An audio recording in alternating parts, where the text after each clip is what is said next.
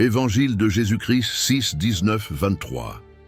En ce temps-là, Jésus disait à ses disciples, « Ne vous faites pas de trésors sur la terre, là où les mythes et les vers les dévorent, où les voleurs percent les murs pour voler.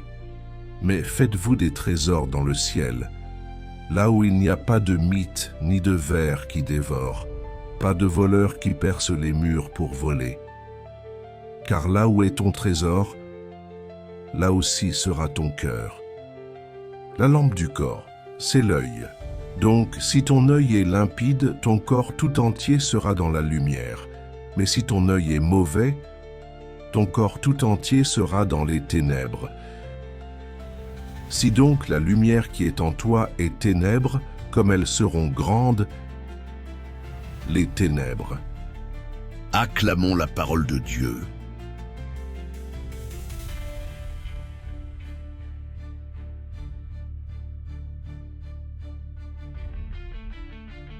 Là où est ton trésor? Une parole de Jésus qui bouleverse nos priorités. Ton cœur suit ton trésor.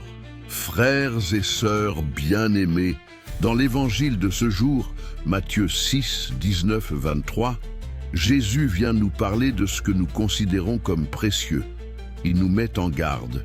Ne vous faites pas de trésors sur la terre. Non pas que les choses terrestres soient mauvaises en elles-mêmes, mais parce qu'elles sont fragiles, éphémères, incertaines.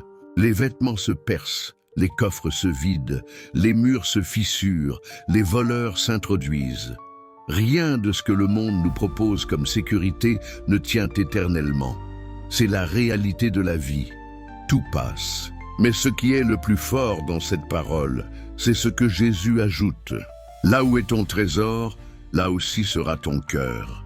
Autrement dit, ce que tu chéris, ce que tu recherches, ce que tu poursuis sans relâche, c'est cela qui façonne ton cœur. Si ton trésor, c'est l'argent, ton cœur sera préoccupé d'accumulation, de peur de perdre, d'avidité.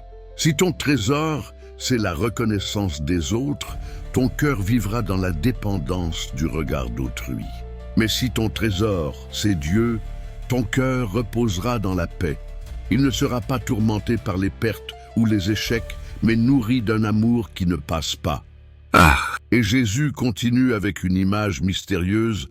La lampe du corps, c'est l'œil.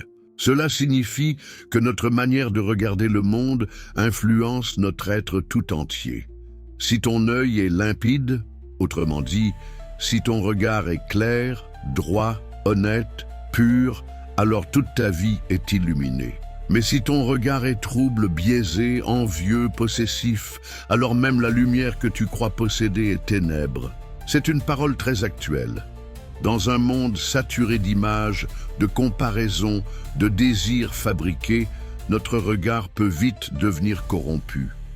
Nous commençons à désirer ce que l'autre a, à vouloir posséder pour exister, à fixer notre attention sur ce qui brille, mais qui ne nourrit pas.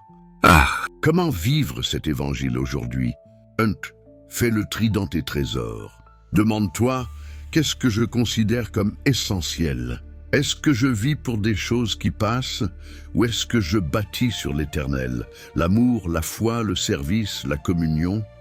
Purifie ton regard. Apprends à voir le monde avec les yeux du Christ.